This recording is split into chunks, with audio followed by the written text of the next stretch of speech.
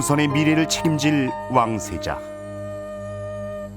조선의 왕세자는 두세 살 때부터 조기 교육을 받았다.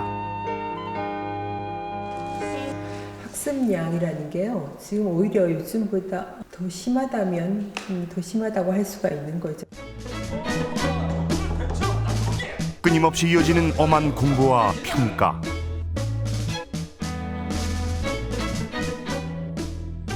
매달 빠짐없이 치러야 하는 시험.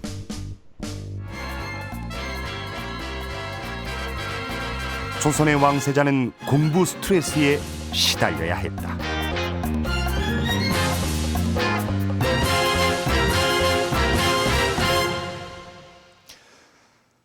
조선의 왕세자들은 전통적으로 조기 교육을 받았습니다. 보통 5살이 되면 본격적으로 공부를 시작했죠. 기록에 따르면 사도세자는 3살, 정조는 4살 때부터 공부를 시작합니다. 뿐만 아니라 한 달에 2번씩은 학습 수준을 평가하는 그 엄격한 시험을 치러야만 했습니다. 언뜻 보면 학원 공부에 시달리고 각종 시험 준비에 매달리는 요즘 학생들과 큰 차이가 없어 보이기도 합니다. 왕세자는 조선의 최고 지도자로 성장할 사람입니다. 만약 교육이 잘못된다면 조선의 미래는 심각한 위기에 처할 수밖에 없습니다. 당연히 왕세자의 교육은 당대 조선 최고의 스승과 교육 환경이 제공되는 엘리트 교육이었습니다. 자, 그렇다면 조선의 왕세자는 구체적으로 어떤 교육을 받았을까요? 또 오늘날의 교육과는 어떻게 달랐을까요? 그리고 그 교육에서 오늘날 우린 무엇을 배울 수 있을까요?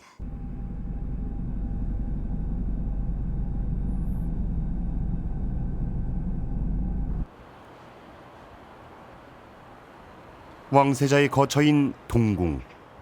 동궁은 왕의 거처 동쪽에 자리하고 있어 붙여진 이름이다. 왕세자의 주 생활은 비현각에서 이루어졌다. 비현각은 왕세자의 집무실이며 교실이었다. 이곳에서 왕세자는 스승을 만나고 개인 수업을 받았다.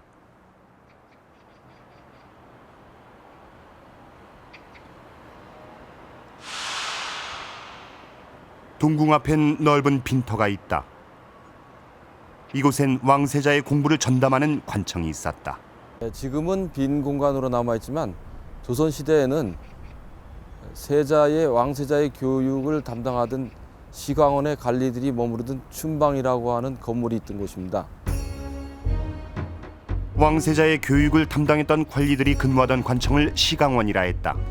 시강원의 관리는 바로 왕세자의 스승이었다. 왕세자 한 사람만을 위한 특별 교육기관, 동궁은 작은 학교였다.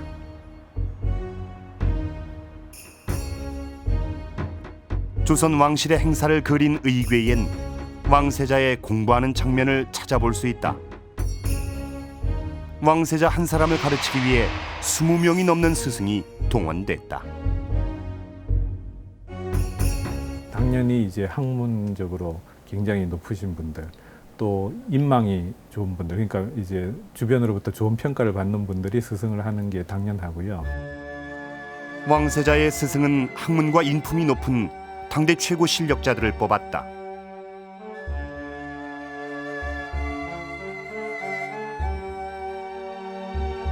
조선의 법전인 대전회통을 보면 왕세자의 스승인 시강관의 품계를 볼 수 있는데,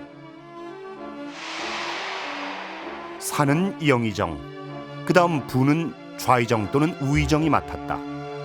가장 높은 관리가 왕세자의 스승이었다. 나머지 스승들의 품계도 정해져 있는데 20명의 왕세자 스승은 정일품부터 칠품까지 조정에 가장 뛰어난 모든 관리가 총동원됐다.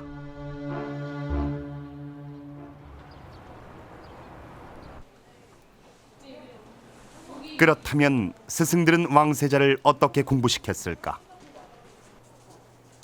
동궁일기엔 왕세자의 일상이 꼼꼼히 기록돼 있다.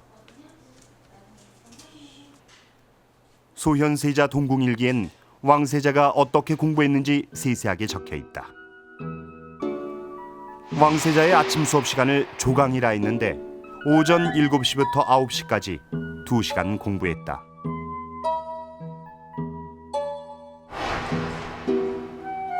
석강은 저녁 수업 시간이다. 저녁 5시부터 시작해 7시까지다.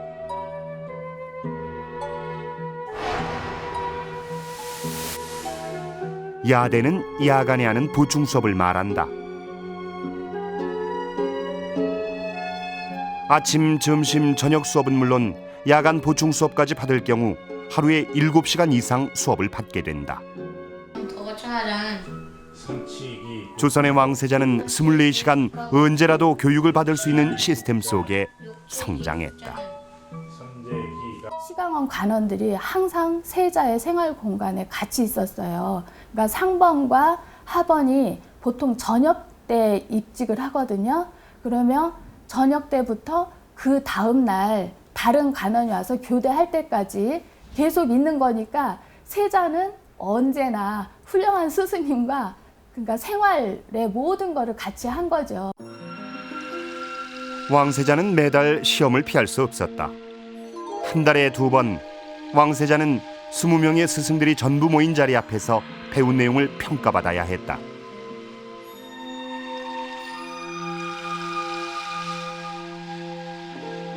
그래서 한 달에 2번씩은 그 모든 스승 한 20명이 되는데요. 이들이 모여 있는 자리에서 시험을 보는 거죠. 또 경우에 따라서는 국왕이 임석합니다. 그래서 국왕이 보는 앞에서 시험을 치릅니다. 그러면 국왕까지 합치면 21분이 계신 자리에서 한 명의 학생이 시험을 보는 거죠. 정기 시험 외에도 매일 수업을 시작할 때마다 전날 배운 것을 시험받아야 했다.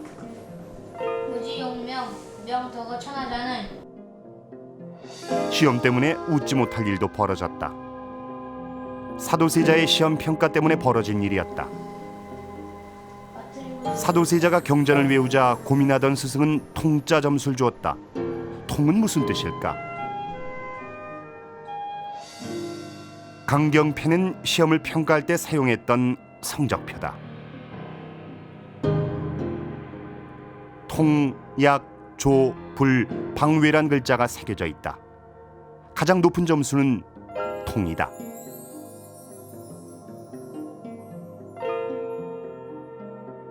우리식으로 따진다면은 대학의 A, B, C, D, F 또 우리 전통 방식으로 따진다면 수음이양가 그렇게 되는 거죠. 그래서 맨 끝에 나오는 불은 바로 낙제점 F학점에 해당된다고 볼 수가 있겠죠.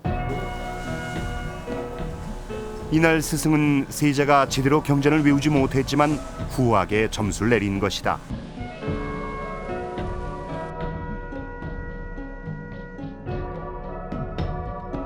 장차 국왕이 될 존귀한 지위에 있는 분이죠. 그러니까 그 학생을 가르치는 스승으로서도 이제 상당히 긴장을 할 수밖에 없는데 또 설령 좀 잘 대답을 못했다 하더라도 좋은 성적을 주는 경우가 있었던 것 같습니다.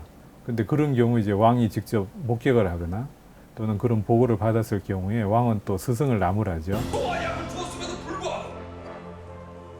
시험 점수를 조작했다는 이유로 사도세자의 스승은 중벌에 처해졌다. 이처럼 왕세자 교육은 엄격하고 철저하게 이루어졌다. 왕세자 단 한 사람을 교육시키기 위해 영의정을 포함한 20명이 넘는 당대 최고의 지식인이 동원됐습니다. 스승들은 비록 세자라고 할지라도 학습이 부진하면 가차없이 꾸짖었습니다. 소현세자의 동궁일기를 보면 세자가 공부 때문에 스승에게 야단을 맞는 대목을 심심치 않게 볼 수 있습니다. 소위 유목자, 지위, 불착심, 이연야. 눈을 이리저리 돌리는 것은 마음을 다잡지 못해서 그러는 것입니다. 수업 시간에 공부에 집중하지 못하고 산만하게 굴자 스승이 따끔하게 꾸짖으며 하는 말입니다. 왕세자는 방학도 없었습니다. 왕실의 큰 행사나 제사가 있을 때, 또 몸이 아플 때에만 수업을 쉴 수가 있었습니다. 여기서 한 가지 의문이 생깁니다. 왕세자는 매일 스승에게서 1대1의 교육을 받았는데요. 이들 스승들은 왕세자를 어떤 방법으로 공부시켰을까요? 혹시 오늘날에도 유용한 학습법이 있는 것은 아닐까요?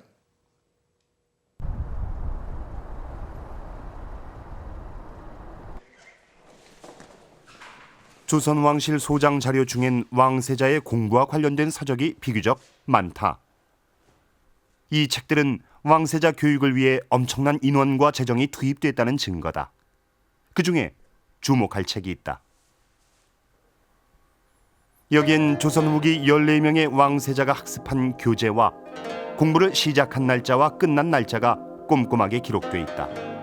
이를 통해 왕세자들의 공부 진도를 알 수 있다.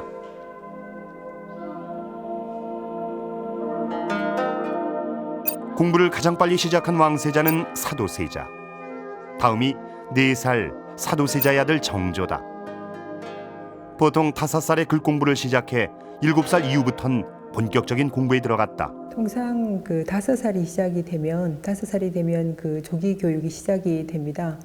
5살 되면 강학창이라는 조기 교육 기관이 별도로 설치가 되거든요. 그때부터 이제 초학 교재, 그러니까 소학이나 효경과 같은 것을 공부를 하다가 그 진도가 맞춰지면 그다음에 사서 삼경 순으로 가는 겁니다.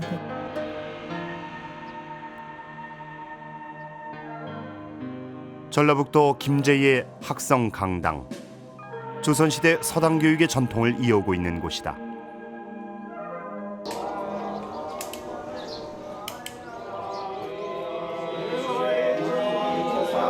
공부하는 학생들이 서로 경쟁하듯 큰 소리로 글을 외우고 있다. 암기는 전통 교육의 중요한 학습법이다.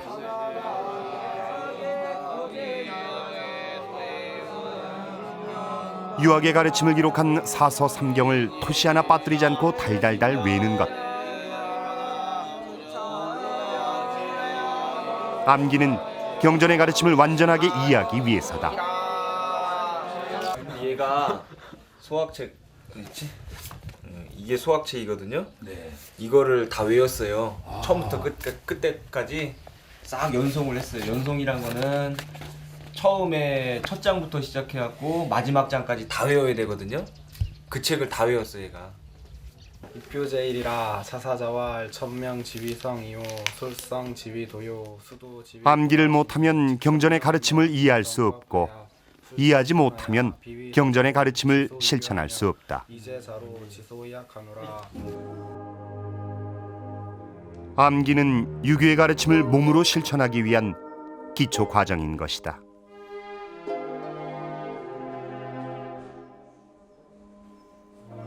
이쪽에는 책 한 권을 마쳤다, 나는 띄었다 이제 그렇게 표현을 하는데, 그러면 처음 시작부터 끝까지 토시 하나 안 틀리고 완벽히 완성을 해내 외워야만 그 책을 마쳤다라고 표현을 하지요.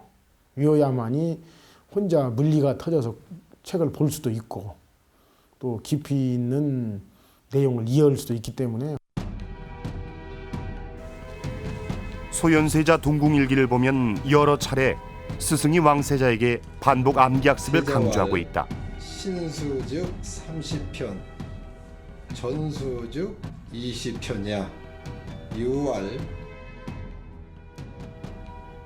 배운 내용을 하루에 몇 번씩 읽으십니까?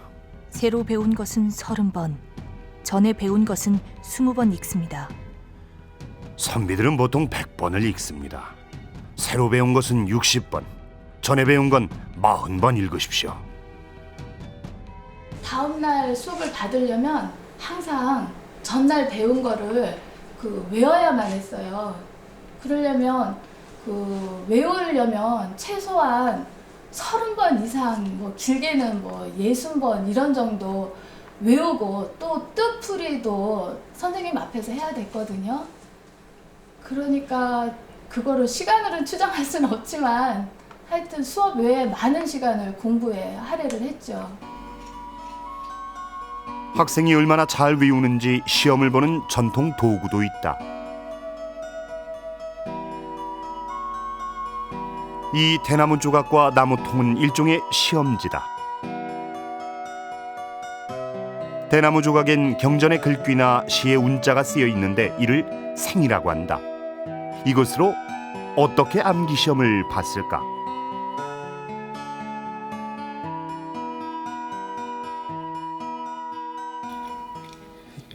생이라고도 불리는 죽간인데요. 보시면 이 안에 그 글씨가 쓰여져 있습니다. 그래서 이 글씨를 이용해서 시를 짓거나 아니면은 그 대꾸를 외는 용도로 사용을 했는데요. 이렇게 어느 것이 나올지 모르는 무작위로 추천 방식이기 때문에 자신이 어떠한 대답을 해야 될지 미리 알 수가 없어서 굉장히 폭넓은 공부를 할 수 있게 만드는 그런 도구였습니다. 조선시대 때 치러진 시험의 전통을 학성강당에선 그대로 이어오고 있다.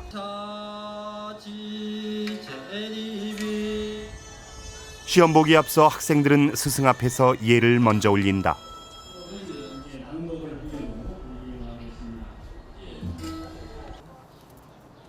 시험 볼 때의 예를 갖추고 스승 앞에 나아가 생을 뽑는다.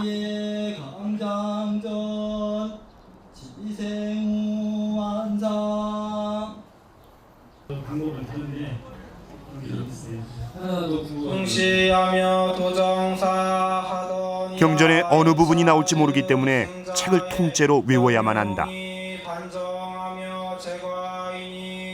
시험 범위가 없는 시험을 보는 셈이다. 여가자 후대 필국이 관유자의 운양공경 신이 과언자 남유여유하며 남반여 해강을 해야만이 완벽한 이해를 할 수 있고 이해한 다음에라야 완벽한 실천의 밑받침이 되지 의지 않고는 이해를 못한다. 그 차원에서 그 배강은 가장 존중되어 왔던 공부 방법 중에 하나라고 생각돼요.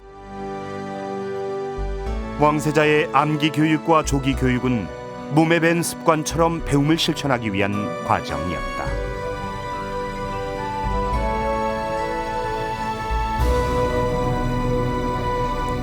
왕세자 교육은 기본적으로 경전을 보지 않고 전부 외우는 배강을 기본으로 했습니다. 끊임없는 반복 학습을 통해 세자는 자신의 교재를 그대로 외웠습니다.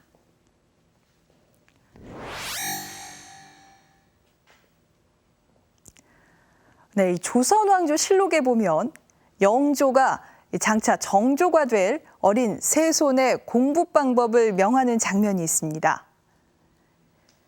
글을 다독하는 것이 중요하다. 내가 일찍이 소학을 100여 번 읽었기 때문에 지금도 기억하여 외울 수 있다. 그렇다면 조금 이상하지 않습니까? 조선시대 최고의 엘리트 교육이 조기 교육과 암기 교육으로만 이루어졌던 걸까요? 최고 지도자로서 당연히 갖춰야 할 기본적인 품성이랄까, 인격은 어떤 교육을 통해서 만들어진 걸까요?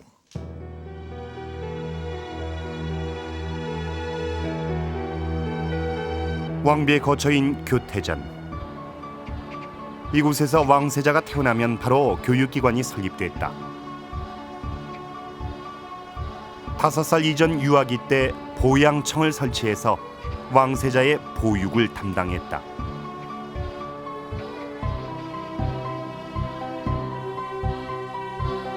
보양은 말 그대로 보조하고 기른다는 뜻이다.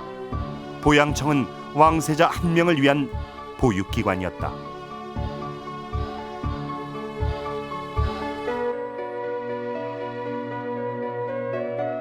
경종이 2살이 되자 숙종은 보양청을 설치했다.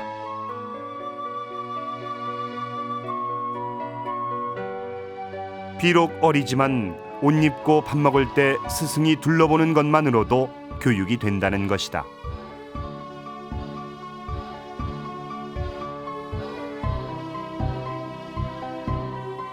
스승이 원자를 보러 갈 때 아이를 데려가기도 했는데 이 아이를 배동이라 했다. 배동은 원자를 모시는 어린아이란 뜻이다. 또래 친구들과의 놀이를 통해 왕세자의 사회성을 기른 것이다. 책을 모를 때는 좀 행동 같은 거, 인사하는 법이나 계단 오르내리는 법이나 인사하는 법 뭐 이런 것들이 중점을 뒀다가 그때 되면은 이제 본격적으로 이제 글 읽기가 시작이 가능하면 이제 본격적으로 이제 조기 교육이 시작이 되는 거죠. 왕세자가 글 공부를 본격적으로 할 때 시작하는 더 중요한 공부가 있다. 왕세자는 아침 저녁으로 왕에게 문안 인사를 올려야 했다. 왕의 수라상도 아침 저녁으로 살폈다.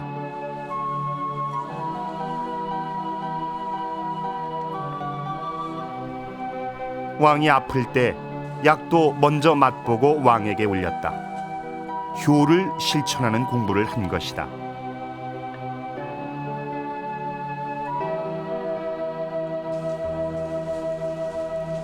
글 공부를 하는 수업 시간에도 중요한 공부가 또 있었다. 스승과 제자 사이에 지켜야 할 예절 공부다. 왕세자가 스승에게 먼저 인사하고 스승이 자리에 앉은 다음에 앉는다.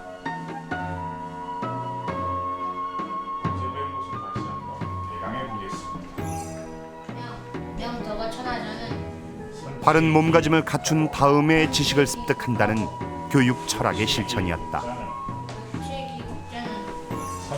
그거야말로 교육이라고 생각을 합니다. 그러니까 그 전통시대 같은 경우에 교육이 일상이고 일상이 곧 교육인 것이거든요. 그러니까 특히 그런 것들은 그 효와 관련이 되어 있지 않습니까? 그러니까 전통사회에서 어떤 교육에 있어서 모든 행동의 가장 근본이 되는 게 바로 이 효란 말입니다. 근데 그런 어떤 기본적인 것, 먼저 인성적인 것, 인성교육, 인격교육을 먼저 강조를 하고 그 다음에 어떤 그런 교육이 이루어지는 것인데요. 효와 스승에 대한 존경을 강조하는 교육 철학을 보이기 위해 거행한 것이 바로 왕세자의 성균관 입학식례다. 효명세자가 입학식을 치르기 위해 궁궐에서 나와 성균관으로 향하는 장면이다. 왕세자의 가마 옆을 왕세자의 스승인 시강관들과 왕세자의 경호무사인 이귀사들이 따르고 있다.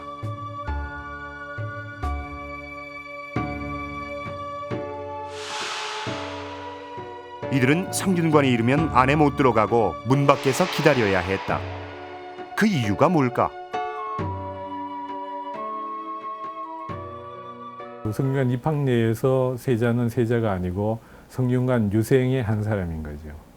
그리고 그 유생, 즉 학생이기 때문에 그 학생으로서 스승이나 선배에게 갖춰야 할 예를 반드시 갖추도록 그렇게 요구를 받고 또 실천을 하게 합니다. 인상적인 장면은 왕세자가 성균관 스승에게 수업받을 때 책상 없이 바닥에 엎드려 책을 읽는 것이다. 스승은 직급으로는 세자보다 낮죠. 그렇지만 스승이기 때문에 동쪽이라는 더 높은 자리에 앉고 그 다음에 책상을 사용합니다. 책상 위에 책을 놓고 가르치게 되죠. 그런데 세자는 서쪽이라는 낮은 자리에 앉아서 책상도 없이 땅바닥에 책을 놓고 엎드려 꿇어앉아 있는 자세로 공부를 하게 됩니다. 왕세자의 입학식 때 책상 사용 문제로 인조는 신하들과 큰 논쟁을 벌였다. 세자의 입학리에 사용할 책상을 만들라. 하지만 신하들은 반대했고 인조는 결국 신하들의 뜻을 따라 책상을 만들지 않았다. 왕세자의 스승에 대한 예우는 각별했습니다. 1535년 중종이 세자의 스승들을 모아 경복궁에서 잔치를 베풀었습니다. 네, 이날 잔치에는 총 39명의 스승이 참석했는데요. 이 무릎을 꿇고 임금이 내린 술잔을 받는 신하의 모습이 보입니다. 그런데 여기에 보면 술에 흠뻑 취해 있는 사람이 보이는데요. 이 몸을 제대로 가누지 못하고 부축받는 사람들도 여기저기 보입니다. 조선시대에 신하가 왕 앞에서 술 취한 자세로 있다는 것은 보통 땐 상상도 할 수 없는 일이었습니다. 하지만 이날만큼은 왕세자의 스승으로서 예우를 하며 특혜를 베풀었습니다. 왕세자는 끊임없는 공부를 통해서 지식과 인격이 균형을 이룬 사람으로 성장해야 했습니다. 그런데 만약 왕세자가 이러한 자질이 모자란다면 어떤 일이 벌어졌을까요? 태종이 즉위한 지 18년 되던 해, 조정을 뒤흔드는 상소가 있었다. 왕세자 폐위 상소였다.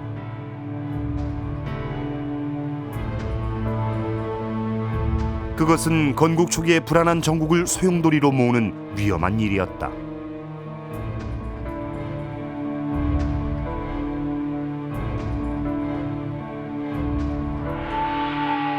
태종은 파격적인 결단을 내린다. 세자를 폐위하고 훗날 세종대왕이 되는 충녕대군을 왕세자로 삼았다. 셋째인 충녕대군을 왕세자로 선택한 이유는 바로 택현. 내세운 명분이 바로 택현입니다. 현명한 자, 이때 현명한 자는 정상적으로 학습을 하고 그것을 이제 훗날 그 백성들에게 베풀어야 할 이런 인물이었다라는 거죠. 그런 면에서 보았을 때 양녕대군이 세자 때 했던 그런 학습 태도들, 특히 양녕은 이제 시강원 관리들을 매우 힘들게 합니다. 뭐 요즘으로 치면 학습을 소홀히 하고 뭐 거기에 수업 시간에 자주 빠지고. 양녕대군은 자주 수업에 빠졌다.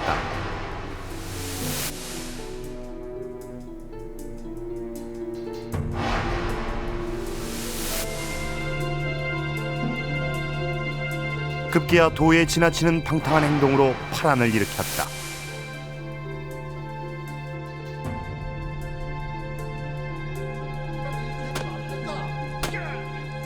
동궁에 근무하던 내시들은 양녕대군을 대신해 곤욕을 치러야 했다. 이것이 어찌 소인의 죄이옵니까? 공부하지 않는 왕세자의 죄를 내시에게 물은 것이다. 학습에도 문제가 있었다. 양녕대군은 활쏘기를 좋아했다. 글을 읽기보다는 무예를 즐겼다.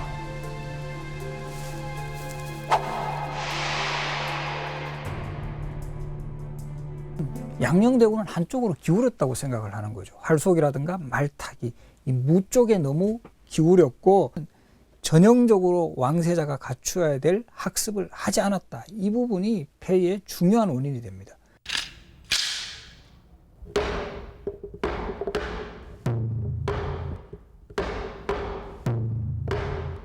조선의 역대 왕과 왕비의 신주를 모신 종려에 제사를 올릴 때 사용했던 종려 제리야. 수많은 악기들이 빚어내는 음률이 제례를 더욱 장엄하게 해준다.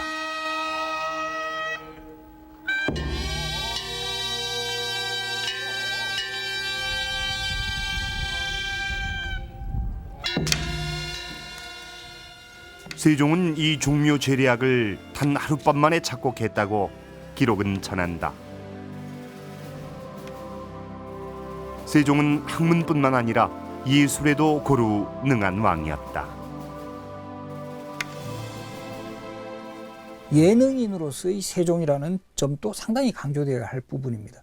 그렇기 때문에 세종은 정말 작곡가 수준으로 음악을 이렇게 또 만들었기도 했고 또 뭐 과학기구의 발명은 너무나도 그 유명한 이야기들이고 또 여기에 대해서 또 세종은 또 보면 그 궁궐에서 아주 그 기마격구라 그래가지고 당시 이제 그 왕족들이 즐기던 뭐 요즘으로 치면 스포츠죠. 이런 것도 즐겼던. 그래서 지와 덕과 체 이런 것들을 모두 겸비했던 그런 그 인물이라고 생각을 합니다.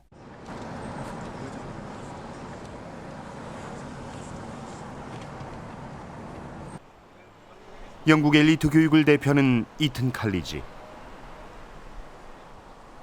영국 왕세자는 이 학교에 입학해 교육을 받았다.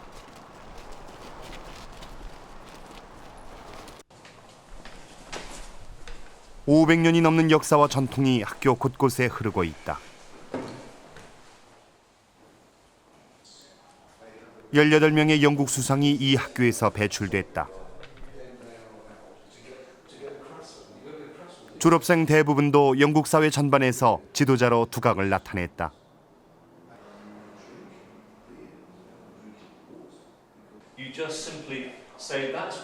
학생들을 지도자로 키우는 이튼 칼리지의 교육 전통은 과연 뭘까? 이곳은 지덕체의 균형을 가장 중요하게 생각한다.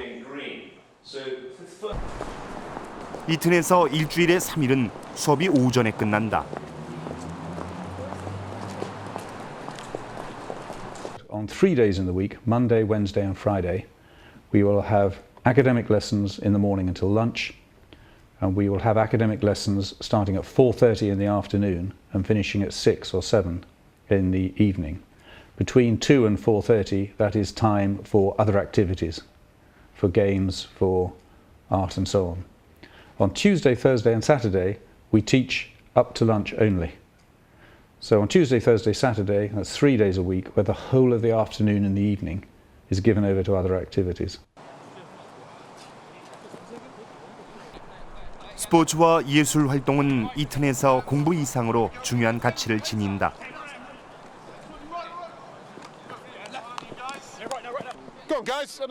학문에만 치우치지 않고 다양한 활동을 통해서 지식과 인격을 두루 갖춘 지도자를 양성하는 것. 이것이 이튼 칼리지 지도자 교육의 핵심이다. The broad thrust of what we do is academic and intellectual, but around it and making the academics stronger, I believe, is the wealth of other opportunity they have to develop their skills, often to a very high level in art or in sport or whatever it might be.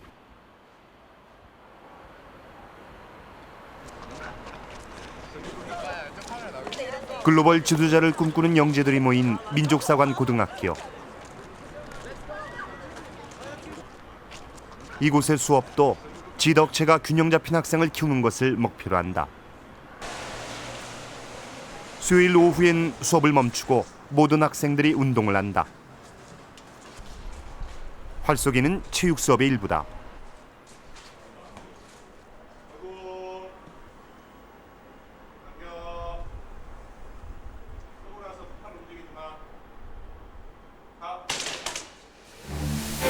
학생들은 공부, 예술, 체육을 포함한 6가지 분야에서 능력을 키워야 한다. 독서, 심신수련, 외국어, 예술, 봉사, 고전. 이 학교에선 이것을 민족 육품제라 한다.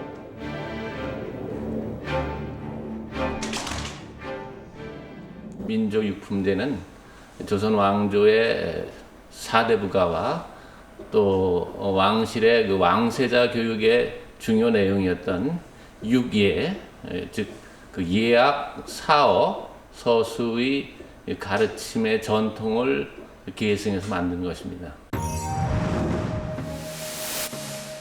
실제로 조선왕조 실록을 찾아보면 육예란 말이 나온다. 세자가 육예에 통달했다는 기록도 찾아볼 수 있다. 육예란 과연 뭘까?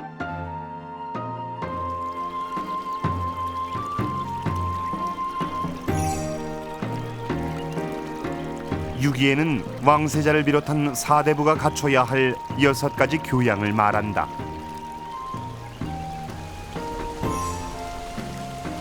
예는 예절이며 악은 음악이다. 산은 활쏘기, 어는 말타기, 서는 글쓰기며 수는 수학을 말한다.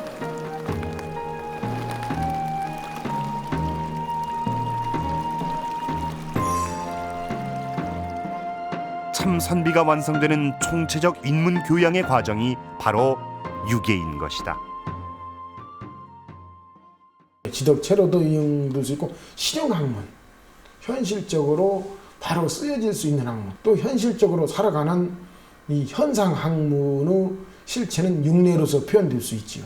그래서 아까 말씀하신 대로 그 지덕체라고 해도 크게 과언은 아니지요. 지도자가 갖춰야 할 지덕체 교양을 균형적으로 다 갖춘 인물이 세종이었다. 세종은 조선 전기 학문, 예술, 국방의 최전성기를 이끌었다. 결국 과거와 현재, 동양과 서양을 가리지 않고 지도자가 갖춰야 할 자질은 같았습니다. 조선의 육례, 요즘 말로 지덕체가 균형 잡힌 사람이 되어야만 하는 것이죠. 양녕대군의 균형이 무너졌다고 판단을 한 태종은 과감하게 세자를 충령으로 교체했고, 이 충녕대군은 조선 최고의 정치, 문화, 그리고 군사적인 전성기를 이끌었던 것입니다. 조선 후기에도 이와 비슷한 일이 발생하는데요. 바로 사도세자의 경우였습니다.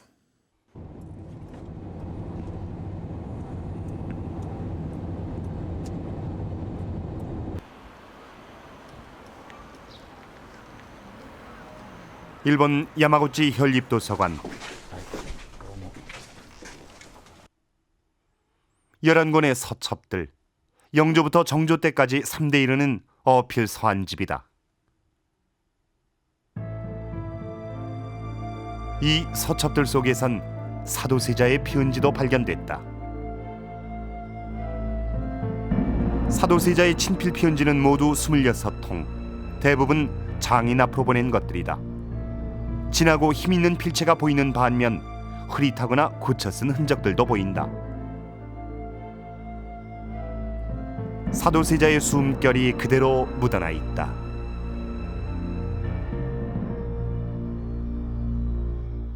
그 장인에게 보낸 편지이기 때문에 아주 그 사적인 기록으로서는 최고의 그 가치를 지니고 있다고 할 수 있습니다. 이 편지의 곳곳에는 누구에게도 말할 수 없는 개인적인 고민을 말하는 것이 있고요. 이거는 이제 봄날이 돼서 안부를 묻고요. 근데 나는 한 가지 병이 깊은데 나을 기미가 보이지 않는다. 기약이 없습니다. 다만 마음의 고민을 이렇게 어루만지고 있습니다. 이 친필 편지를 통해 사도세자의 정신병 문제를 확인할 수 있다. 사도세자는 불안과 초조함을 호소하는 신경증, 번개와 천둥 소리조차 두려워하는 공포증,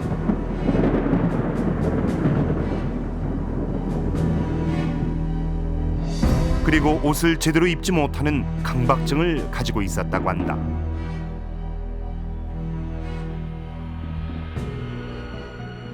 천둥과 번개를 두려워했다는 것은 뭔가 하늘로부터 오는 어떤 신호로 볼 수 있습니다. 그래서 대개 이제 이제 현실적으로 말하면 아버지에 대한 그 두려움을 나타내는 것으로 볼 수 있습니다.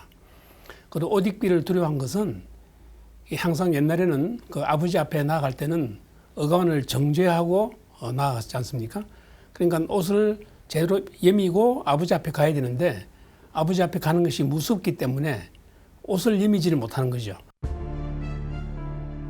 세자 스스로도 자신의 병세를 의식했고 이를 치료하기 위해 노력하고 있었다. 하지만 자신의 병을 의관들과 상의하기를 꺼렸다. 아버지가 자신의 병세를 아는 것을 원치 않은 것이다.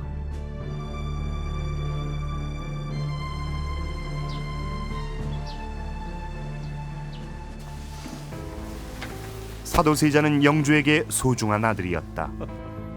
40을 넘어 얻은 아들이었기에 사도세자에 대한 영조의 사랑은 각별했다.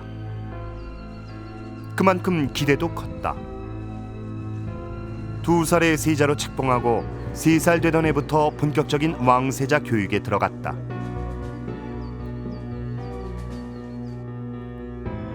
열성조 개강 책자 차제는 조선 후기 왕세자들이 학습한 교재와 진도를 기록해 놓은 책이다.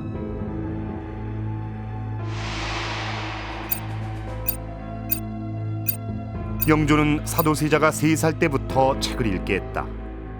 조선 후기 어느 왕세자보다 빠른 시작이다.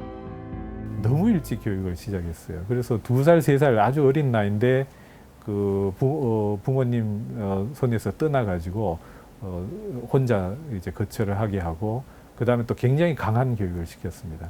이것이 처음에는 천재적인 그런 모습으로 나타나지만 시간이 지날수록 이제 사도세자 그 압박감을 견디지 못하고 결국은 이제 죽게까지 되는 것이죠. 왕세자를 가르치는 시강원에 걸어둔 영조의 친필 현판.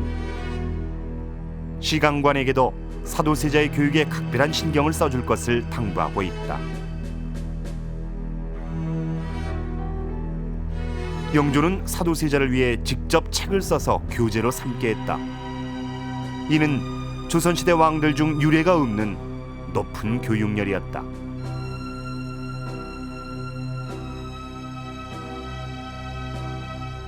그 왕위 그 계승자들 교육 과정은 일단 서영관들이 어느 정도 진도 나가는 것들 임금에게 얘기를 하고, 그리고 그 교육 과정에 있어서 이제 그 다음 단계는 어떤 책을 하겠습니다 얘기를 하면 왕이 이제 대부분은 그렇게 해라라고 이렇게 얘기하면 이제 그 다음 순서가 나가는데, 영조 같은 경우에는 본인이 직접 진도를 어떻게 하고 교육 방법은 어떻게 하라라는 구체적인 내용까지 이렇게 지적을 합니다. 영조는 종종 세자를 불러 공부한 내용을 직접 확인하곤 했다. 세자가 머뭇거리며 대답을 못할 때가 많았는데 그럴 때마다 영조는 엄하게 꾸짖었다. 아버지의 꾸중이 거듭되면서 세자는 점점 위축돼 갔다.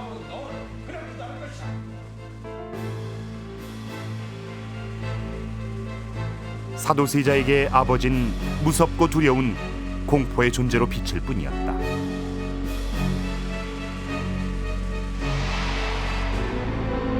영조는 아들을 왜 그렇게 엄하고 혹독하게 가르치려 했을까?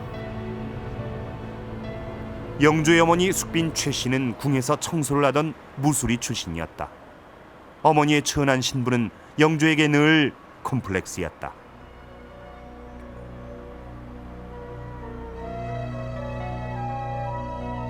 왕위의 정통성 문제도 영조에겐 큰 콤플렉스였다.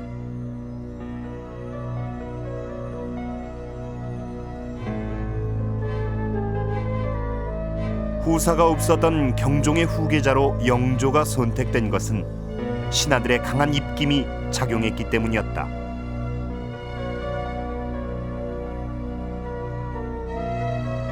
그리고 얼마 후 경종의 갑작스러운 죽음으로 영조는 왕위에 올랐다.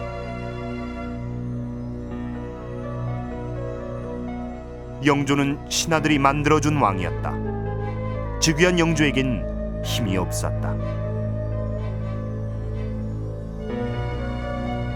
영조의 교육 과정을 기록한 어제 독서록, 책을 몇 번 읽었는지까지 꼼꼼히 기록돼 있다.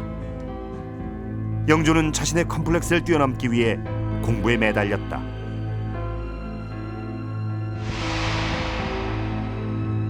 엄청난 독서량과 밤낮을 가리지 않는 공부로 영조는 자신의 입지를 다졌다.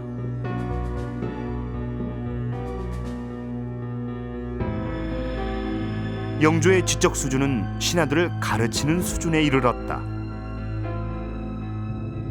오히려 그 경연을 신하가 그 임금에게 아니라 임금이 오히려 신하에게 그 강론을 하는 형식으로 바뀔 만큼 상당히 어떤 그 지적 수준이 신하를 압도할 만큼의 어떤 그 수준이 됐기 때문에 본인의 어떤 그 왕위 계승에 있어서 어떤 그 정통성이 그 확립이 된다고 할까요? 너 옷차림새가 왜 그 모양이냐? 어려운 환경에도 불구하고 강한 의지로 노력했고 노력한 만큼의 결과를 이뤄낸 영조는 아들에게도 자신처럼 되길 요구했다. 사도세자는 아버지의 기대에 부응하지 못했고 영조의 실망은 사사건건 질책으로 이어졌다.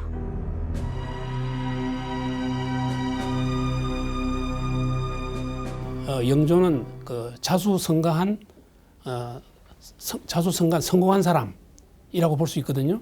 이런 사람들이 대체로 자기 힘으로 자기 능력 끝 최선을 다해서 이제 최고의 자리에 올랐다고 보기 때문에 그런 대단한 자신감이 있을 뿐 아니라 또 누구든지 그렇게 하면 나같이 될 수 있다는 그런 이제 신념이 있지 않겠습니까? 그러면 이 자기의 경험을 자식에게 물려줘서 그 자식도 그렇게 성공하기를 몹시 바라게 되죠. 흔히 하는 말로 에이 못난 놈, 왜 너는 그렇게 못해? 나는 했는데. 이런 얘기를 하게 되면요, 그 아들한테는 아주 큰 부담이 되죠. 결코 표현할 수도 풀 수도 없었던 사도세자의 억눌린 감정은 공격적인 모습으로 표출되기 시작했다.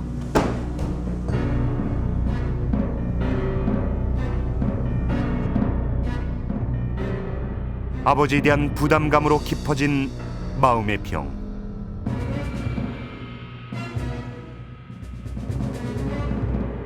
거기에 정치적인 모함까지 더해지면서 사도세자의 운명은 벼랑 끝으로 내몰렸다.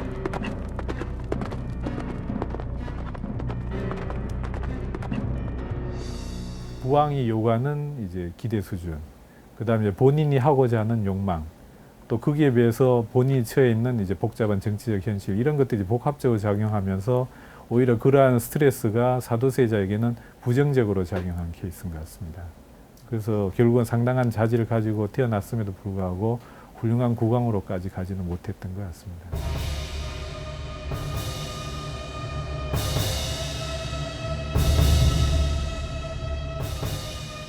영조의 기대와 과도한 교육열은 사도세자를 죽음으로까지 몰아갔다.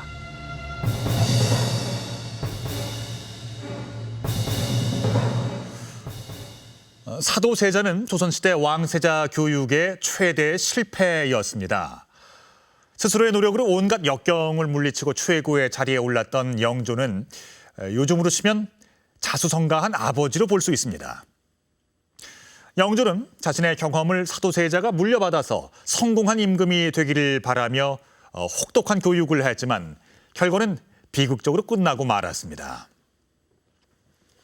자, 이제 영조가 희망을 걸 사람은 자신의 손자, 즉 사도세자의 아들뿐이었습니다. 세자가 죽은 후 영조는 세자의 호를 회복시키고 장례를 치러준다. 영조가 친히 쓴 사도세자의 묘지명. 아들을 죽인 이유와 함께 아버지로서의 안타까운 마음을 담고 있다.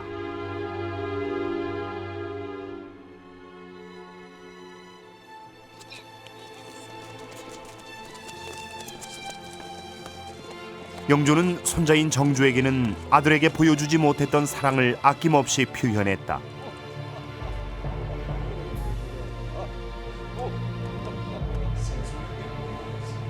정조가 글 공부를 시작한 나이는 4살. 사도세자보다 1살 늦은 나이다. 영조는 세손의 칭찬을 아낌없이 했다. 원손이 이제 겨우 4세인데 3, 4세 어린애 같지 않으니 이는 하늘이 우리에게 큰 복을 주려는가 한고. 맞소. 제 손이. 정조는 어릴 때부터 대학자가 될 소질을 보여주었다.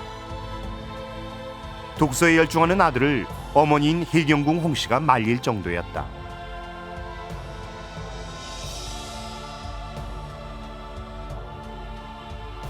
영민한 어린 세손을 영조는 자랑스러워했다. 사도세자에게는 너무 조기 교육을 실시해서 실패한 케이스고요. 그래서 영조가 손자에 대한 기대는 크지만 그것을 속도를 조금 늦추죠. 그리고 그러다 보니까 또 정조는 자질이 좋아서 충분히 그것을 따라오게 되고요. 그러다 보니까 이제 할아버지도 신이 난 거죠. 그래서 손자를 이제 훌륭한 국왕으로 키울 수 있게 되는 겁니다. 정조의 세손 시절 교육 과정에 있어 영조의 영향력은 절대적이었다. 구체적인 교육 방법과 진도까지 영조가 정했다. 학업을 평가하는 회강도 직접 했다. 어떻게 해야 공자의 도를 행할 수 있는가? 수신을 하면 할 수 있습니다. 그럼 수신은 쉬운가 어려운가? 공부하면 쉽습니다.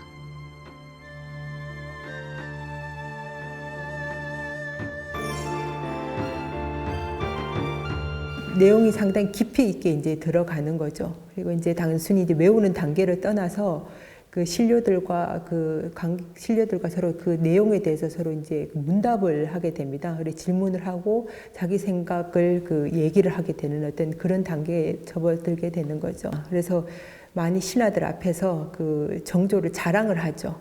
이렇게 아주 훌륭하다고. 영조는 아들 사도세자보다 손자인 정조에게 더 큰 기대를 걸게 된다. 사도세자를 죽음에 이르게 하는 영조의 선택에는 손자 정조라는 대안이 있었던 것 같습니다. 그 당시 이제 손자는 10살, 11살 이럴 때인데 이미 상당히 이제 학문적으로 뛰어났고 또 영조의 기대에도 상당히 부응하는 그런 이제 손자가 있었으니까 사도세자가 제거되더라도 그 손자에 의해서 충분히 그 계승이 될 것이다 이런 판단은 있었던 거로 이해를 합니다. 뒤주에 갇혀 죽어야만 했던 정조의 아버지 사도세자.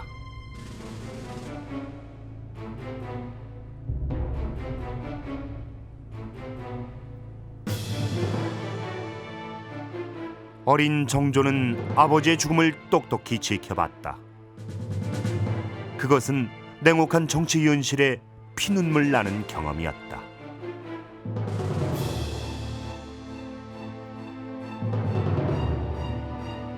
정조가 남긴 조년각 일기.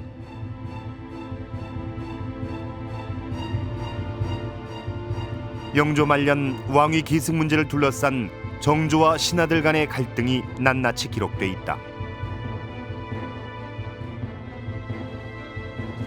세손에게 왕위를 물려줄 뜻을 밝힌 왕명까지 거부될 정도로 신하들의 오만과 위세는 극에 달해 있었다. 신하들은 세손을 그들 손안의 물건쯤으로 여기며 끊임없이 위협했다.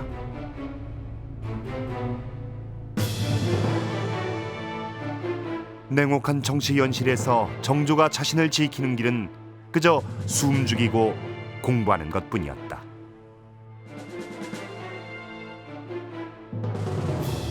자기 주변에 이제 사도세자를 죽인 세력들, 소위 말해서 이제 정적이라고 할 수 있는 그런 사람들이 둘러싸여 있는 상태에서 성장을 하게 됩니다.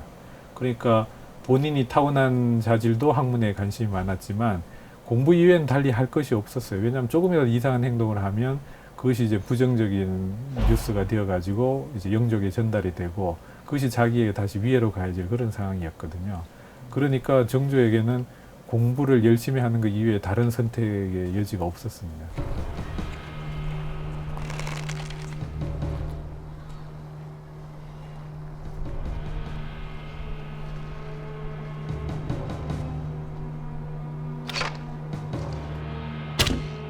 정조는 문무에 고루능한 뛰어난 왕으로 성장했다.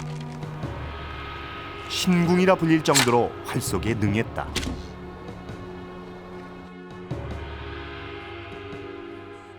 정조의 활쏘기 성적을 기록해둔 어사 고풍첩.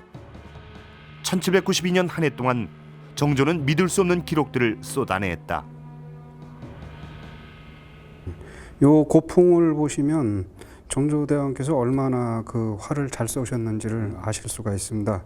일수는 5발을 얘기하는데 그 5발씩 10번을 쏘셨습니다. 10번을 쏘셨는데 10순까지 거의 다 맞추셨습니다. 근데 마지막에 10순에서 4중인데 이것은 한 발을 쏘시지를 않은 겁니다. 왜냐하면은 임금은 신하에게 겸양의 미덕을 보여줘야 된다는 그런 예가 있기 때문에 한 발은 쏘시지를 않은 겁니다.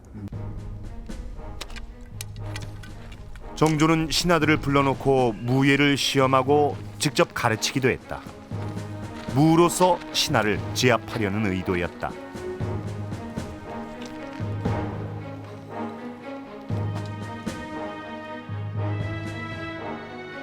또 정조는 180여 권의 개인 문집을 남겼고 4,000권이 넘는 책을 편찬했다. 그의 학문은 당대 최고 수준이었다. 이제 군사라는 단어를 저는 씁니다만 임금군자의 스승사자, 정치적인 지도자인 동시에 학문적인 스승이 되고 싶어하는 것이 조선시대 국왕의 이상적인 모습이거든요. 근데 실제로 그걸 이제 실천하려고 했던 사람이 영조였던 것 같고요. 그다음 정조에 와서는 또 실제로 상당히 실현이 되었던 것으로 이해가 됩니다. 이상적인 군주상, 학계와 정계를 동시에 주도할 수 있는 군사, 스승으로서의 군주가 마침내 등장한 것이다. 창덕궁에 있는 존덕정엔 정조의 자호가 적혀 있다. 만천명월 주인농, 달빛이 만개 개천에 고루 비추듯 임금의 뜻이 백성과 신하들에게 고루 비추는 정치적 이상을 실현하려고 했다.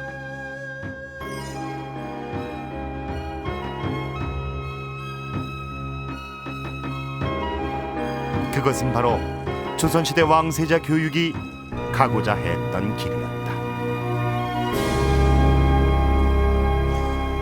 정조는 조선시대 왕세자 교육이 거둔 최고의 성공 케이스라고 할 수 있습니다. 문무를 겸비한 완벽한 왕으로 성장한 정조는 조선 후기 학문과 문화의 전성기를 이끌었습니다. 뛰어난 군주를 만들고자 했던 영조의 꿈은 아들의 실패를 거쳐서 손자인 정조에 의해 실현됐던 것입니다. 조선의 왕세자는 혹독한 교육 과정을 통과해야만 했습니다. 공부하지 않는 왕세자는 퇴출되기도 했죠. 아침부터 밤까지 끊임없이 공부를 해야 했고 철저한 행동 교육도 받았습니다. 일상이 교육이고 교육이 곧 일상이었던 셈이죠. 조선은 500년 동안이나 번성했던 나라였습니다. 그리고 그 이면엔 바로 이런 조선의 왕세자 교육 시스템이 버티고 있었습니다.